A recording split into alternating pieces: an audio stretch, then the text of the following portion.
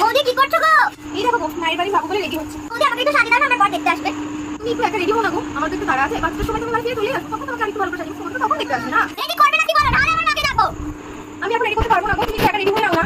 মা মা শুনছো গো মা? বল বাবা বল, এত টাকাটা কিসের? শুধু ডাকে আমাকে দিদা। দেখো না বৌদি আমাকে সাজাচ্ছে না। কেন গো, কেন অনেকে সাজিয়ে পারছে না? একদিন পরে মেয়েটা আসলো, বেশি বেশি করবে না কিন্তু খেতে দেবো বলে কি? আমার বাবু আসুক। বৌদি তুমি কেমন সাজাচ্ছ পরে কিন্তু দেখাবে। না না বৌমা, আবার বাজে করে সাজিও না, যেন ভালো করে সাজাবে। আমার মেয়ে সেটা দিয়েছে বলে এরকম করো না, ভালো করে সাজাবে, আমার মেয়েকে সব থেকে ভালো লাগে। তুমি ধামাকা দেওয়া সাজ হয়, ঠিক আছে বৌমা? ভালো করে সাজিও কিন্তু। কেন মা ওরকম করে বলছে? আমার একটা মাত্র ননদ, এতদিন পর আমার ঠাকুর জামাই আমার ননদকে নিতে এসেছে, অবশ্যই ভালো করে সাজাবো। কেন সাজাবো না? দেখবেন আপনি। তো দেখো বৌদি সাজাবে নাকি বলো, নাহলে আমার ভাইকে দেখে দিবে। না না, এখন তো দেখলে চলবে না বাবা, তোমাকে তো বড় বাড়ির সামনে ধামাকা দেবো না, সারপ্রাইজ। তুমি একদম গিয়ে বসবে, চমক লাগিয়ে দিবে বড়দের চোখে একদম, বুঝলে? হ্যাঁ হ্যাঁ, সাজ কত সাজবি, কত সুন্দর করে সাজিয়ে দেবো। দেখ তোর কেমন লাগে, সাজ কত সাজবি। সাজ কি করছো আমার? কি করছো আমার মেয়েকে দেখে ভয় পেয়েছে, বাড়ি চলে গেল। কি করছো এটা? তুই ভালো করে সাজাতে পারবে না? করলো বৌদি একটা, আমাকে দেখে আমার পালিয়ে গেল। ভাই গো, কি আর করা যাবে বলো, চলে গেছে তখন থেকে যা হয়েছে, যা হয়েছে, এবার বোধ কেমন লাগে।